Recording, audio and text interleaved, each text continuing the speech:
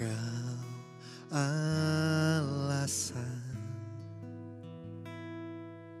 di dalam hidupku untuk berserah penuh kepadamu.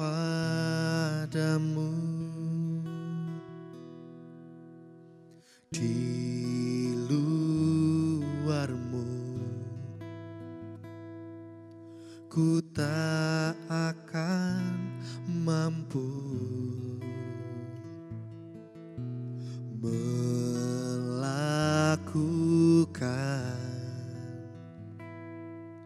semua kehendakmu. Yesus penolongku, ku cari wajahmu, Kau yang ku perlu di setiap waktu. Tiada ku takut, sebab Kau besertaku. Karena Kau Tuhan di atas segalanya.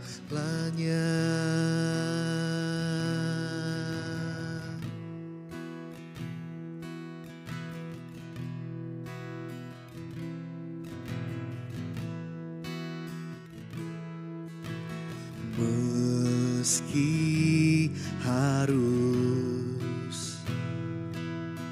ku lewati lembah,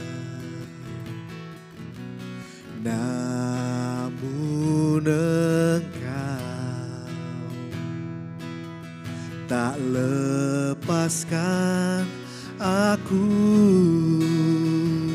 Yesus penolongku, ku cari wajahmu, Kau yang ku perlu di setiap waktu. Tiada ku takut, sebab Kau besertaku. Karena Kau Tuhan di atas segalanya. Yesus penolongku, ku cari wajahmu, Kau yang ku perlu di setiap waktu. Tiada ku takut, sebab Kau besertaku. Karena Kau Tuhan di atas segalanya.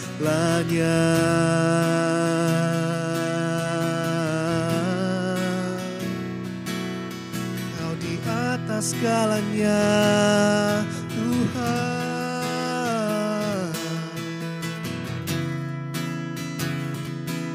Kau Tuhan yang berkuasa.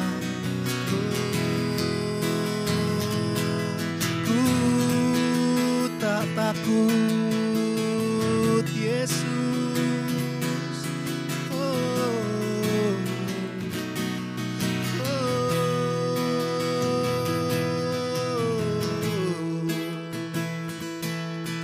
Kau penolongku, Tuhan. Kau satu-satunya penyelamatku, Yesus.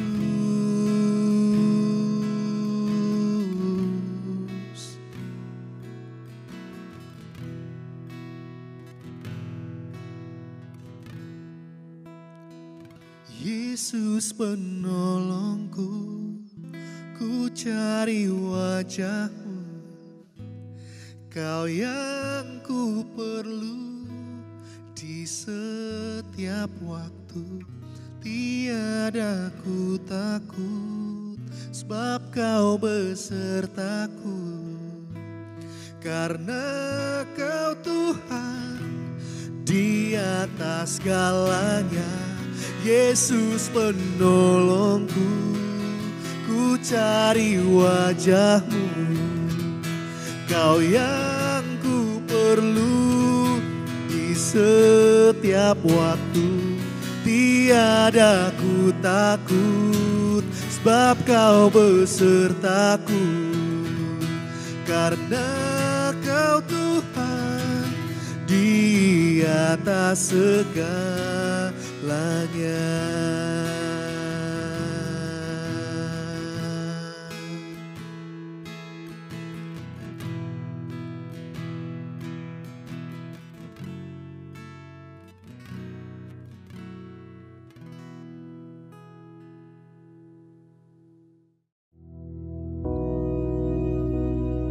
Bapa kami yang di surga, dikuduskanlah namamu, datanglah kerajaanmu, jadilah kehendak-Mu di bumi seperti di surga. Berikanlah kami pada hari ini makanan kami yang secukupnya, dan ampunilah kami akan kesalahan kami, seperti kami juga mengampuni orang yang bersalah kepada kami. Dan janganlah membawa kami ke dalam pencobaan, tetapi lepaskanlah kami daripada yang jahat. Karena Engkaulah yang empunya kerajaan dan kuasa dan kemuliaan sampai selama-lamanya. Amin.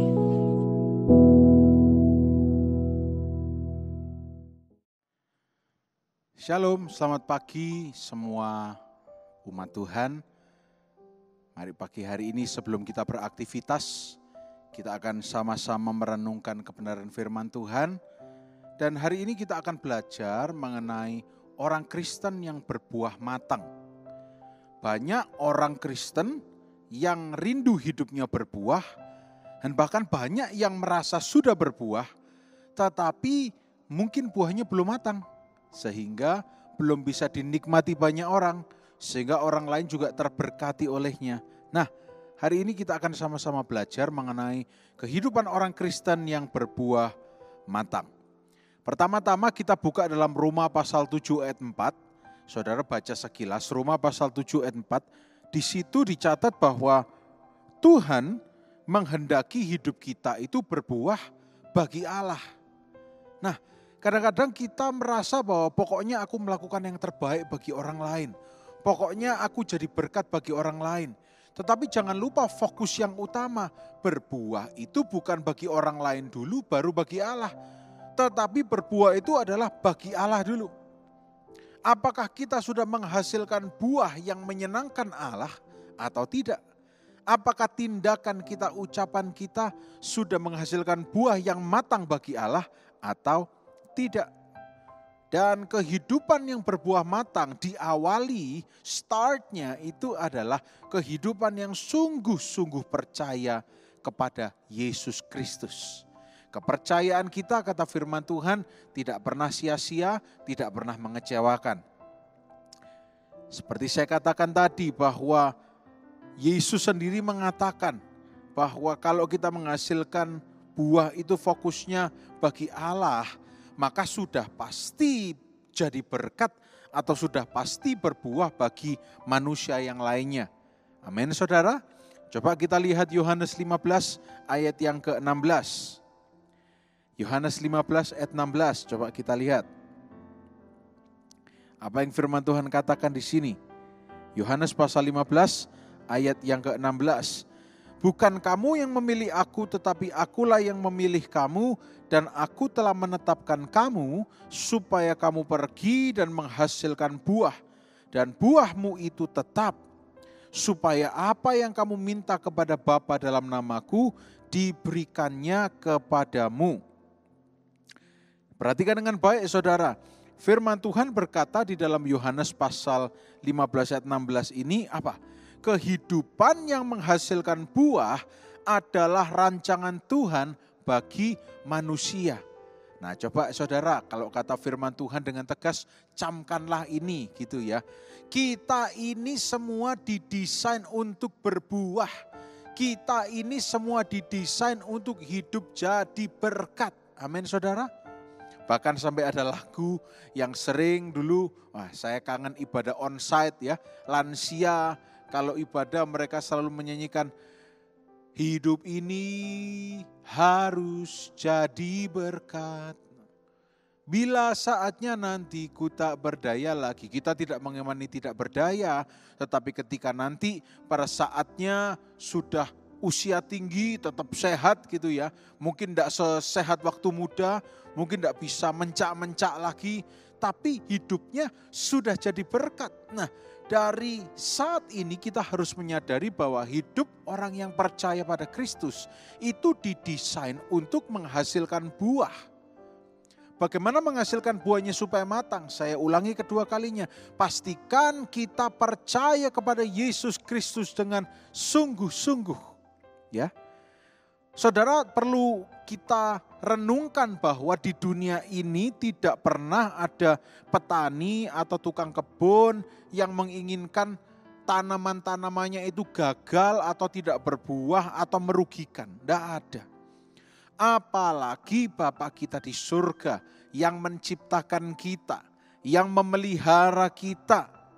Tidak mungkin Dia biarkan saudara dan saya untuk menghasilkan buah yang gagal. Tidak mungkin. Bagian Tuhan adalah memberkati kita sehingga kita bisa jadi berkat, kita bisa menghasilkan buah yang matang, yang bisa dinikmati orang, yakni ucapan kita, ya. Perilaku kita, cara berpikir kita, jadi berkat bagi orang lain. Bukan karena kuat gagah kita saya yakin, tetapi karena Tuhan yang menetapkan kita dan memilih kita untuk berbuah. Nah, kita pernah pelajari ini bertahun-tahun yang lalu. Untuk dapat menghasilkan buah yang matang, diperlukan sebuah proses yaitu berakar, bertumbuh, baru menghasilkan buah. Nah, coba kita lihat lagi Kolose pasal 2 ayat 6 sampai 7. Kolose pasal 2 ayat 6 sampai 7. Dikatakan demikian. Kamu telah menerima Kristus Yesus Tuhan kita. Karena itu hendaklah hidupmu tetap di dalam Dia. Ayat 7. Hendaklah kamu berakar di dalam Dia dan dibangun di atas Dia. Hendaklah kamu bertambah teguh dalam iman yang telah diajarkan kepadamu, dan hendaklah hatimu melimpah dengan syukur. Saudara, Kolose 2 ayat 6 sampai 7 dituliskan ada langkah-langkah yang diperlukan supaya bisa menghasilkan buah yang matang. Apa itu? Kita belajar yang pertama, berakar di dalam Dia. Apa itu berakar di dalam Dia? Bapak Ibu semua, saudara-saudara sekalian, berakar di dalam Dia berarti berbicara mengenai fondasi atau dasar. Akar itu memang tidak kelihatan membahagiakan untuk beberapa waktu ke depan. Karena apa? Akar tumbuhnya ke bawah dan ke dalam, memperkuat dasar. Mungkin ketika kita sedang hidup setia, taat, jujur, hidup sesuai dengan firman, kita merasa kok belum sewah orang lain, kok belum diberkati orang lain. Jangan takut karena Anda sedang masuk dalam proses yaitu berakar di dalam Tuhan. Sebuah pohon yang kuat akarnya ketika dihadapkan kepada badai banjir, yang kalah bukan pohonnya karena akarnya kuat, tetapi yang kalah badai atau banjirnya. Bukankah saudara rindu memiliki hidup yang menang atau bisa mengatasi badai, banjir bandang atau apapun? Oleh karena itu, yang pertama berakar di dalam Tuhan. Kalau akarnya kuat, akarnya panjang masuk ke dalam, dia akan bisa mencari sumber air yang bisa membuat pertumbuhan pohon ini baik. Ketika pertumbuhannya baik, buahnya akan matang, ya. Diperlukan akar yang kuat. Apa artinya dalam kehidupan kita? Jadikan Dia, Yesus, dasar dari segala sesuatu di dalam kehidupan kita. Bangun pagi, terima kasih Yesus. Mau bekerja, terima kasih Yesus. Mau melakukan apapun juga yang sesuai dengan firman, terima kasih Yesus. Menghadapi tantangan yang kita sudah penat, tidak bisa selesaikan sendiri, kita pun bingung, kita tidak tahu apa yang harus dilakukan. Terima kasih Yesus untuk kemenangan yang diberikan. Beberapa hari yang lalu saya mendengarkan podcast dari Rick Warren, seorang penulis buku dan seorang pengkhotbah. Dikatakan bahwa kalau kita berdoa dan Anda inginkan ada breakthrough atau terobosan terjadi, doa yang Anda lakukan bukan hanya meminta-minta. Orang yang berakar di dalam Tuhan itu mengerti karena fondasinya kuat. Bukan cuma Tuhan tolong, Tuhan tolong. Tetapi katakan pada situasi Anda, aku mengucap syukur karena aku akan terima kesembuhan. Atau kalau saudara lebih berani lagi katakan, aku mengucap syukur karena aku sedang menerima kesembuhan dari Tuhan. Amin. Aku mengucap syukur karena Tuhan menyertai aku. Karena aku berakar di dalam Dia. Fondasi yang kuat bukan karena aku, tetapi karena Dia yang ada di dalam aku, maka aku bisa melakukan ini semuanya. Amin saudara. Berakar di dalam Dia. Yang kedua, setelah berakar tentunya step berikutnya adalah growth. Bertumbuh atau Alkitab katakan dibangun di atas Dia. Fondasinya adalah Dia, sekarang dibangun di atas fondasi yaitu Dia, Yesus Kristus. Dasarnya kuat. Maka berikutnya yang perlu diperhatikan adalah pertumbuhan atau pembangunan.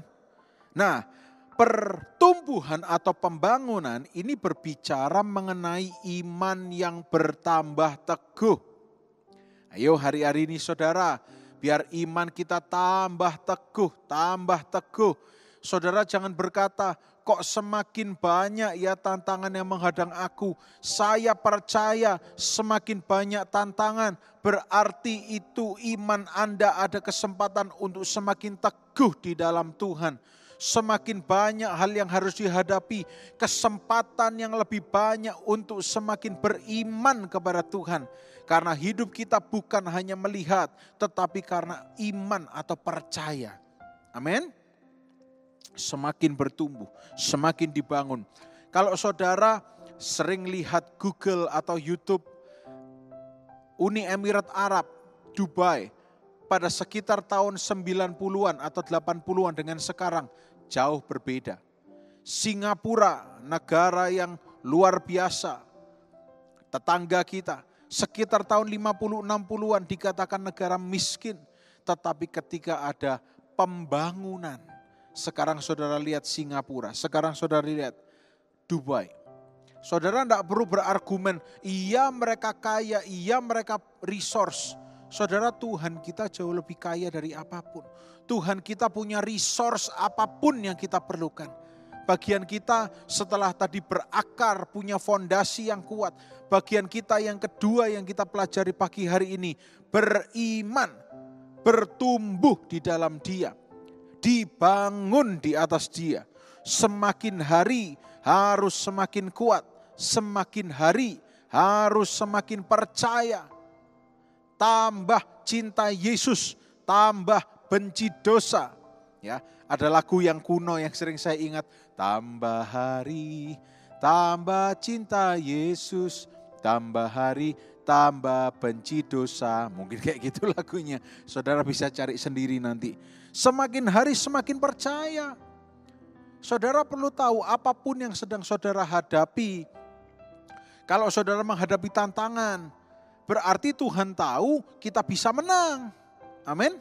Kita pasti bisa menang. Kita tidak akan kalah. Ya, kita punya backing yang kuat kok. Tuhan Yesus. Tuhan tahu kita pasti bisa menang menghadapinya. Siapapun Anda yang menyaksikan tayangan ini, pesan ini, kita pasti bisa menang. Karena kita punya Tuhan yang luar biasa. Karena roh yang ada di dalam kita, di dalam saudara, lebih besar dari roh apapun yang ada di dunia ini. Bukan cuma roh apapun, tetapi lebih besar dari apapun juga yang ada di dunia ini. Amin. Yang ketiga yang kita pelajari dari Kolose 2 ayat 6-7. Masih berbicara mengenai berbuah yang matang. Yang ketiga, dikatakan di ayat 7, hati yang melimpah dengan syukur. Apa hubungannya mengucap syukur dengan dihasilkannya buah yang matang? Saudara, pengucapan syukur itu seperti layaknya pohon yang menghirup karbon dioksida dan menghasilkan oksigen. Oksigen bagi kita di siang hari, tapi karbon dioksida diserap oleh pohon.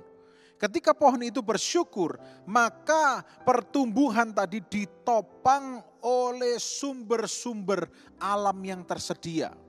Akar memerlukan air. Saudara perlu tahu bahwa tanaman, kalau kita belajar biologi, memerlukan sebuah proses yang namanya fotosintesis. Nah, di dalamnya juga di situ tumbuhan akan menghirup CO2, karbon dioksida. Mengucap syukur diibaratkan seperti begini. Terima kasih Tuhan Yesus. Sebuah proses yang sederhana tetapi sangat melegakan.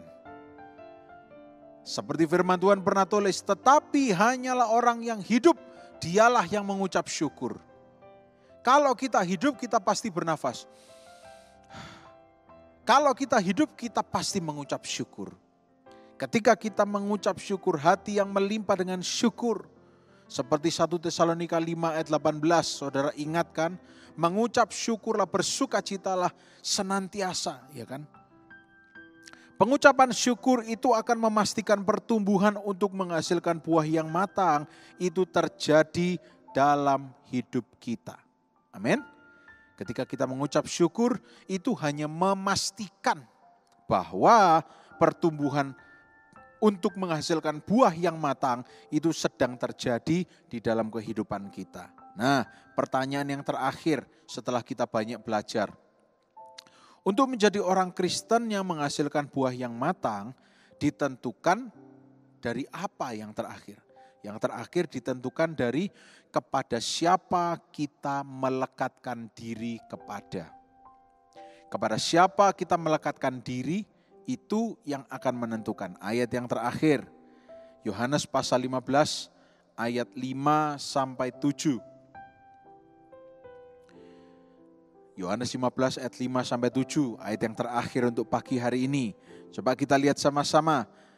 Saudara boleh baca ya. Akulah pokok anggur kata Tuhan dan kamulah ranting-rantingnya. Barang siapa tinggal di dalam aku dan aku di dalam dia, ia berbuah banyak. Sebab di luar aku kamu tidak dapat berbuat apa-apa. Barang siapa tidak tinggal di dalam aku, ia dibuang keluar seperti ranting dan menjadi kering. Kemudian dikumpulkan orang dan dicampakkan ke dalam api lalu dibakar. Tentunya bukan ini kehidupan yang kita kehendaki. Ayat 7, jikalau kamu tinggal di dalam aku dan firman-Ku, kata Tuhan, tinggal di dalam kamu, mintalah apa saja yang kamu kehendaki dan kamu akan menerimanya. Amin.